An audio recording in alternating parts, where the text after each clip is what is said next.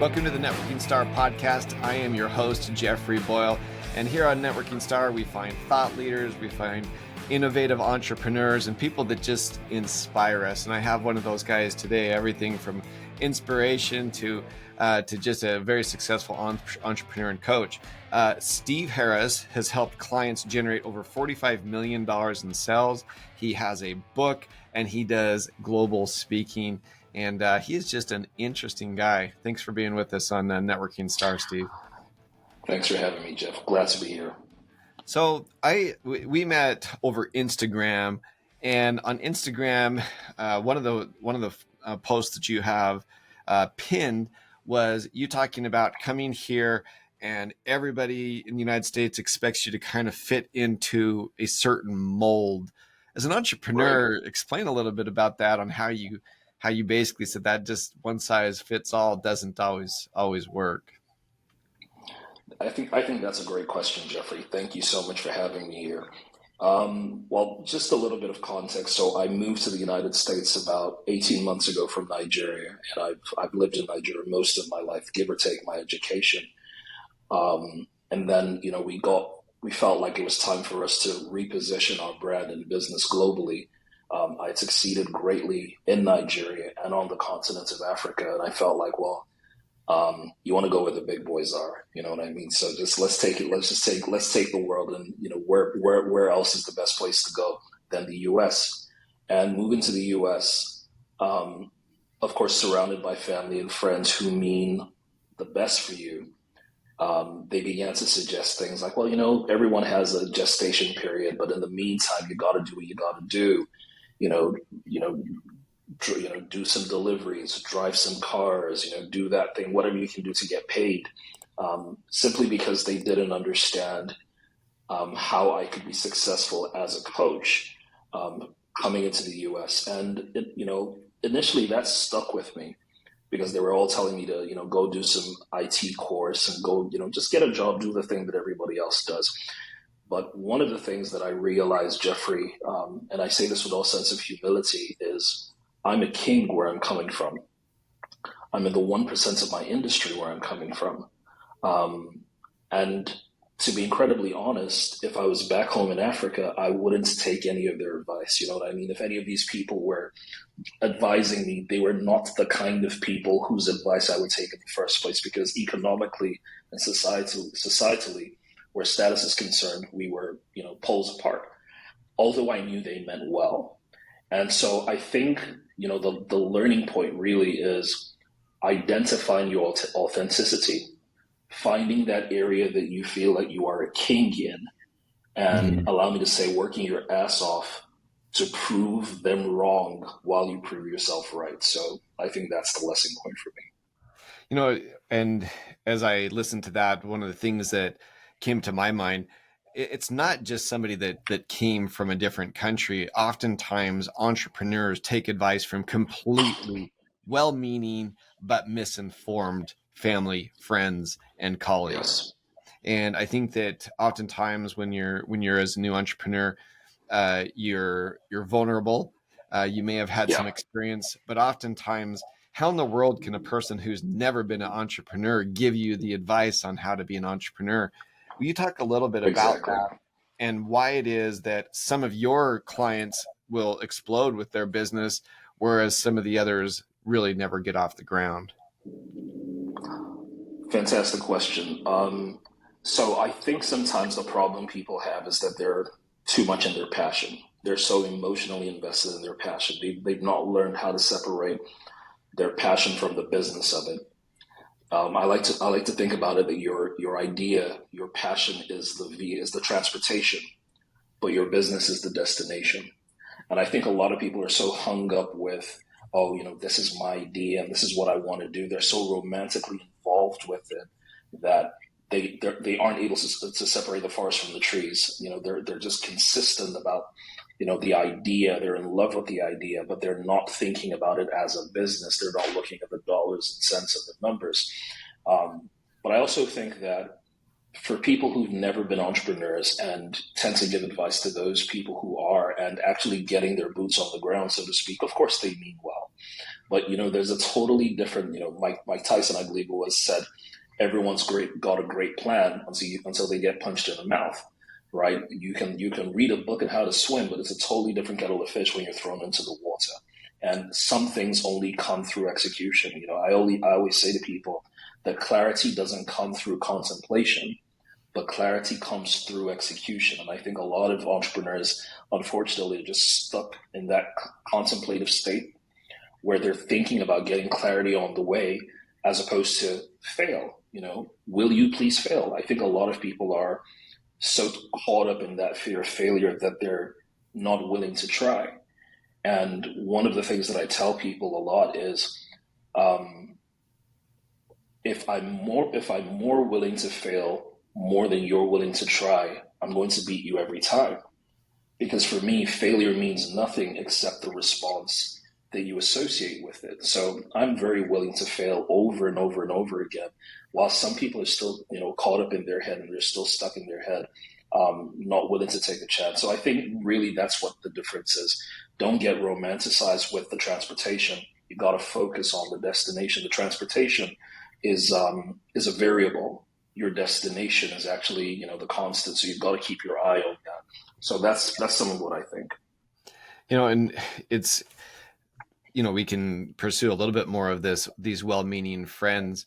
The advice that they give very rarely pans out because they're just not qualified for it. I've used this a lot in the different trainings. There is a Sun Microsystems survey that they did internally, and they found out that the employees that had a mentor were 500% more likely to advance. The mentors that had students and then they, had mentees, they were 600% more likely to advance. And so I guess the secret to that is not only that you have a mentor, but then once you actually know what you're talking about, then you can mentor other people. How big of a difference have you seen in your businesses that succeed on the ones who are willing to go out and invest in finding a person who really knows what they're doing to help them get to that next level? Man, you can't go wrong with mentorship. I believe that it's critical. It's important. Every great player's got a great coach. Yeah. And I think sometimes the problem that most entrepreneurs have where it comes to coaching is sometimes they say, well, my mentor has never done this. Your coach, the coach has never done this. You've never been in my business. But, the thing about it is sometimes the coach, I like to watch soccer, football. You guys call it soccer, so I call it football. But I like to watch soccer. And a lot of times the best coaches were never players.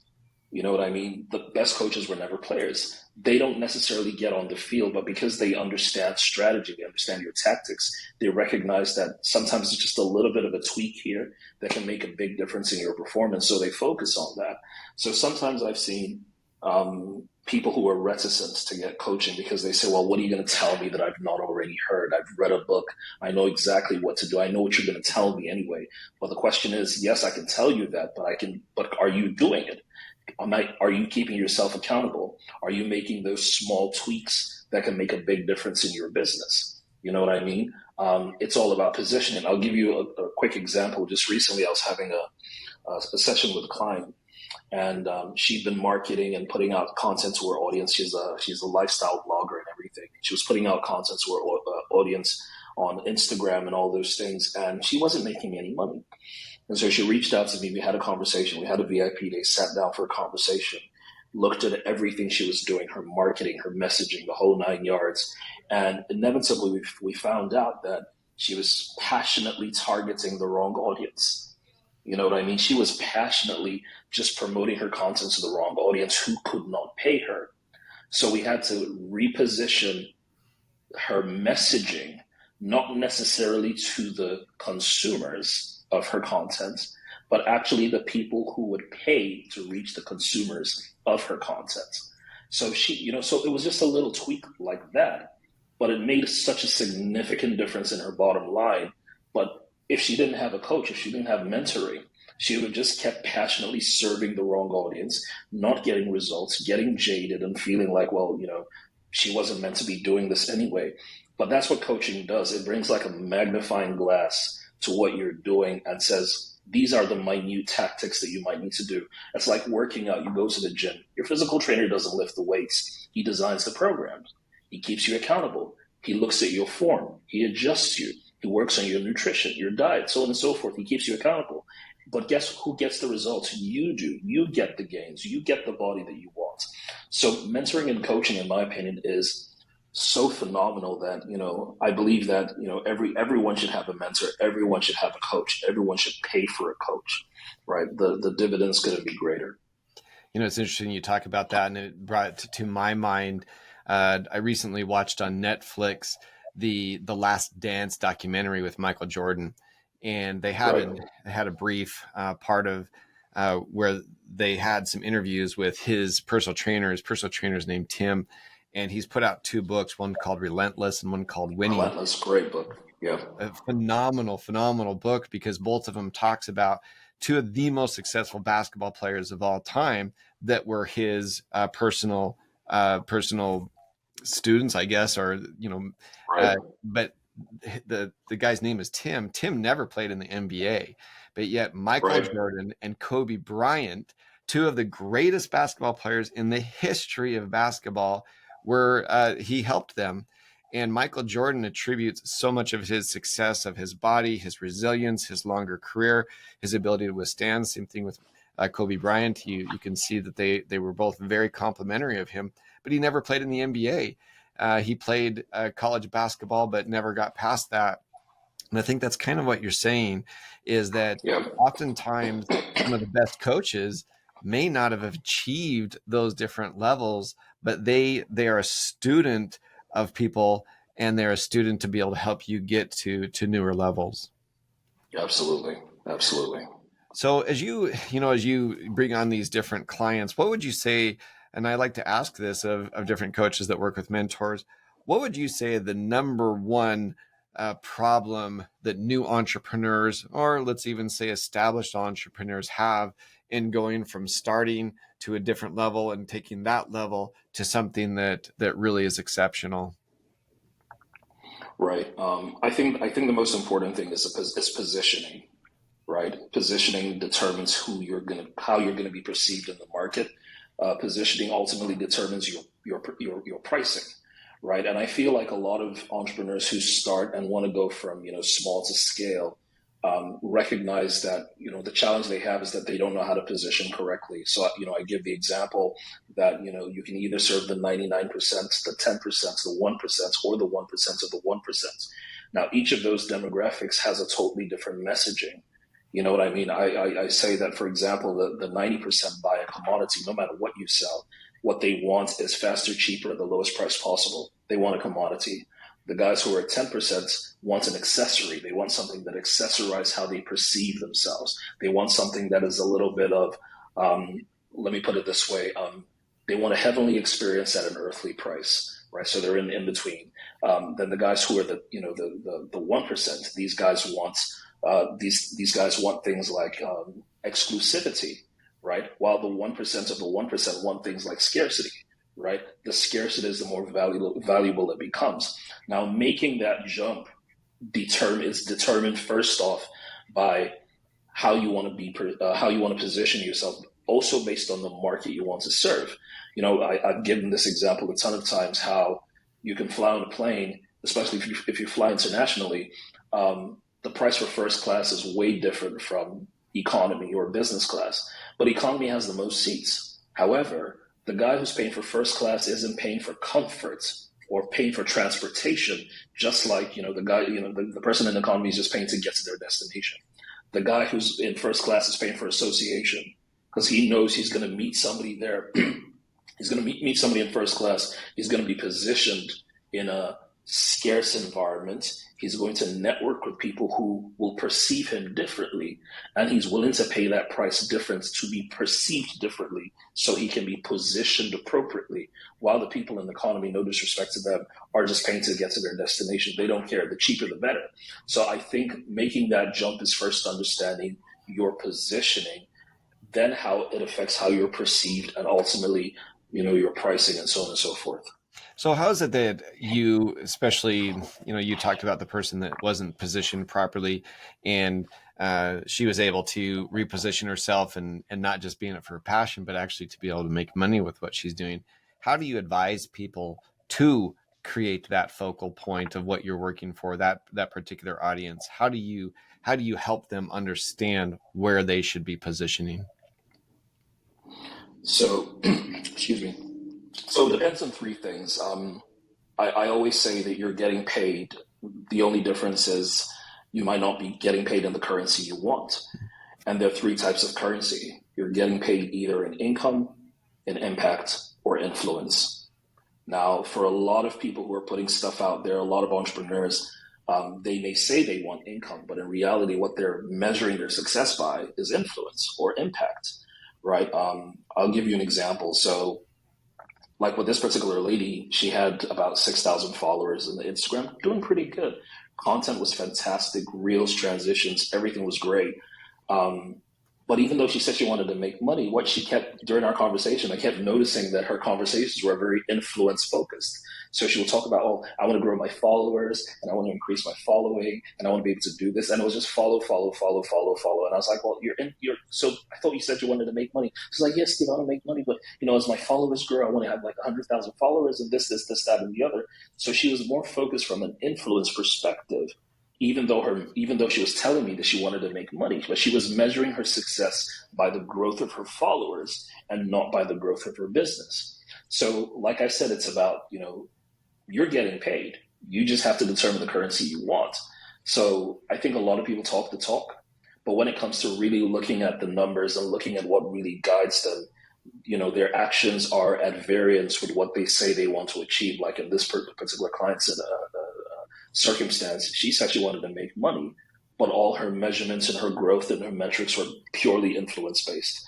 So she's getting paid in influence, just not in income. And I think sometimes that's the mistake a lot of entrepreneurs make. I can see that mistake all over in different partners that I've worked with. That they're often the people who, when you're working with somebody who gets paid in money, it's pretty easy to be able to figure that person out. It's pretty easy to understand how to connect with that particular person and even create solutions for that person. But the person, as you said, that they may have some kind of esoteric or different goal that is not money related, it can become very difficult to monetize that particular business. And so the person that wants to be paid in influence, or yes, you're saying they may say they want to make money, but when it comes down to it, many of their actions contradict that they actually want to make money. How do you transition a person, or can you transition a person who is more interested in being loved and love other people? How do you help that person monetize that business? The ugly truth about that, Jeff, is you let them go broke for a little while. You let them go broke for a little while. Let them suffer a little bit. That is an excellent answer because I've thought about it. I've had those type of relationships, and man, they can be painful. It's like, you can show spreadsheets, you can show what's working and not working, and they still choose that path of not working because it makes them feel good, and it's like that popularity and those feel goods are more important than the dollar sign, and they should be more important. But the problem with that is you cannot feed a family with likes on Instagram. And so that's a perfect answer. You just let them suffer a little bit. That's pretty good. Let them suffer. You can lead a horse to water, but you can't make him drink. And I think as coaches as well, the best people to work with, and please forgive me, I don't mean this in the wrong way. The best people to work with are desperate people. You know what I mean? Desperate people. If somebody was in a desert, had been in a desert, and came into a pool of water or came into you holding water, all they're going to ask you is for water. They're not going to, are you going to say to them, oh, do you want sparkling water? Do you want some lemon with that? Do you want some like that? The guy's like, please just give me, I'll take it. Even if it's dirty water, I'll take it. Yeah. Right. And I'm not saying that we should be dirty water to our clients, but I am saying that you need to work with people who've come to that place, come to the end of themselves and are desperate for change and are truly ready to do the work that will give them the results. But once you have clients who have a lot of flight or fancy, where it'll be a good idea to just I've heard about you, Jeffrey. I've heard about Steve. It'll be let me just tick the box instead of say I've worked with Jeff or I've worked with Steve. So they're not desperate enough. So whatever interventions you suggest or try to get them through, it's not going to make a difference. They just want to tick a box. So I prefer to let them suffer. That's just what I prefer to do. I like that answer a lot. And I'll probably steal that, but I'll give you credit. But let them suffer a little bit. Sometimes it requires a little bit of pain to be able to institute change. Steve, tell people where to find you. Well, basically, you can find me on Instagram at I am Steve Harris, or on Threads and Twitter at I am Steve Harris, or you can check my website at iamsteveharris.com.